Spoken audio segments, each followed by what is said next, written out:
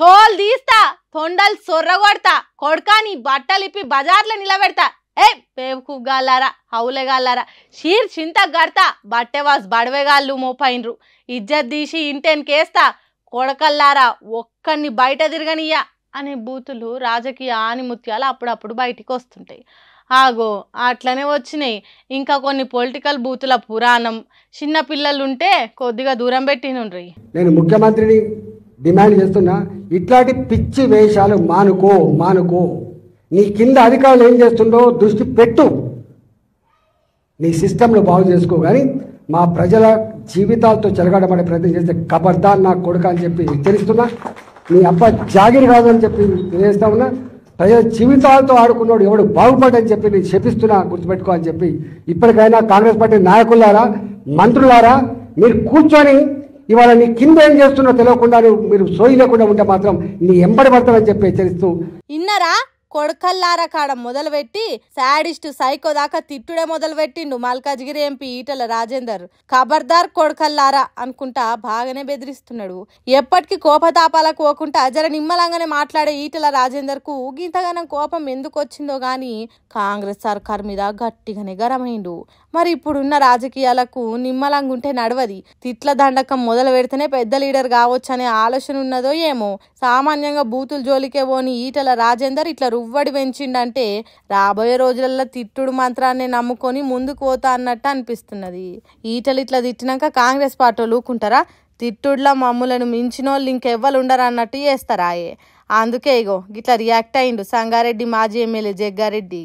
Bugger సబ్జెక్టులో Etela Rajender తిట్టాలనే press meet పెట్టినా, తిట్టనీకనే పెట్టినా ప్రెస్ మీట్. వాడు ఒక మెంటల్ అయిపోయాడు, వాడు ఏం మాట్లాడుతున్నాడో తెలుస్తుంది ఈటల రాజేందర్కి. అందుకే ఆయన పాగలగాడయ్యాడు, బేకూఫ్ చాతాలు చేస్తున్నాడు ఈటల రాజేందర్.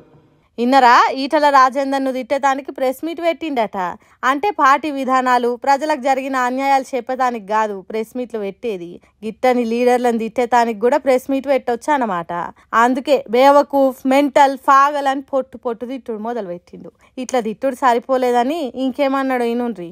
నువ్వు మళ్ళొకసారి కాంగ్రెస్ పార్టీ ముఖ్యమంత్రి రేవంత్ రెడ్డిని కానీ, కాంగ్రెస్ పార్టీ నాయకులను కానీ, మంత్రులను కానీ ఇట్లా మాట్లాడితే నీ నడి రోడ్డు మీదనే నిలబెట్టి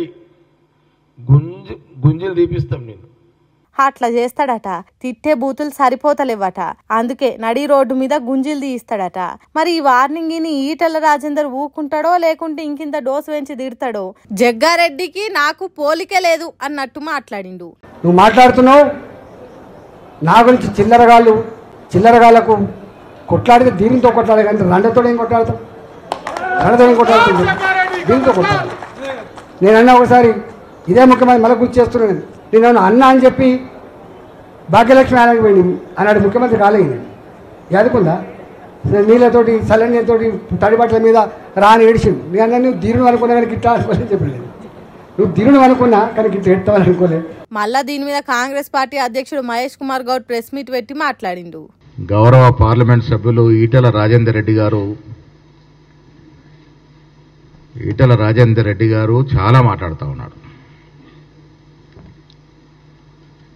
ఆయన ఏ కులం ఆయనకే స్పష్టత లేదు. ఈటల రాజేందర్ గౌరవనీయ ఎంపీలు గారు వీళ్ళ క్లారిఫై చేయాలా, ఆయన ముదిరాజ్ కులానికి చెందిన వ్యక్తి, రెడ్డి కులానికి చెందిన వ్యక్తి. ఇగో గిట్లా నడుస్తున్నది కాంగ్రెస్ పార్టీకి ఈటల రాజేందర్ కు నడుమ తిట్ల పోరాటం. ఇది ఇట్లనే పెరుగుకుంటా ఎందాక పోతుందో ఏమో గాని తెలంగాణలో బూతులతో రెచ్చగొట్టినట్టు మాట్లాడే లీడరే అసలైన నాయకులు అన్నట్టు చేస్తున్నారు. ఏందో ఏమో.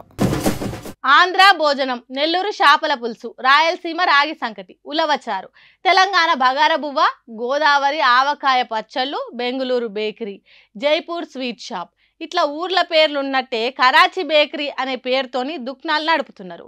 అయితే అసొంటి పేర్లు మన దేశంలో ఉండొద్దట. అందుకే ఏం చేస్తున్నారో చూడుండ్రి.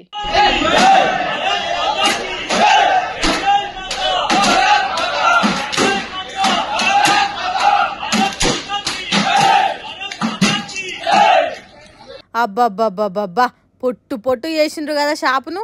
ఆగమాగం అక్కరకు రాకుండా చేసిండ్రు. కరాచీ పేరు కనబడితే కళ్ళు ఎర్రగైతున్నాయి అటీలకు.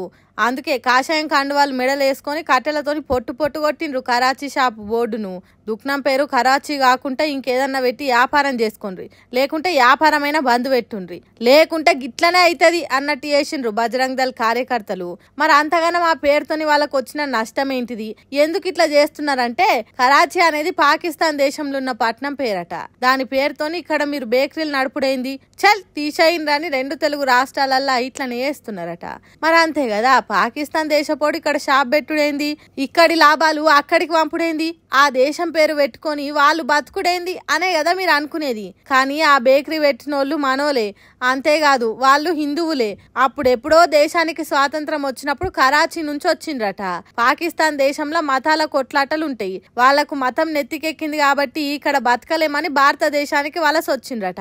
కరాచీ నుంచి వచ్చిండ్రు కాబట్టి అక్కడ పుట్టి పెరిగిన ప్రేమ కొద్దీ కరాచీ పేరుతోని బేకరీ నడుపుతున్నారట. మన దేశానికి ట్యాక్స్ కడుతున్నారు, మన దేశ ఆదాయాన్ని పెంచుతున్నారు, మనోళ్ళకే కేకులు తీపి వస్తువులు అమ్ముతున్నారు. ఒక్క పేరు మాత్రమే వేరు, ఆగో అదే మన దేశానికి పెద్ద శత్రువు అన్నట్టు, ఆ పేరు వల్లనే దేశానికి ఎనలేని నష్టం జరుగుతున్నది అన్నట్టు కరాచీ బేకరీ చేయబట్టే ఉగ్రవాదులు దేశంలోకి సొరబడ్డట్టు, కరాచీ అనే పేరు వల్లనే మన దేశం ప్రపంచంలో నంబర్ 1 అయితలేదు అన్నట్టు చేసిండ్రు.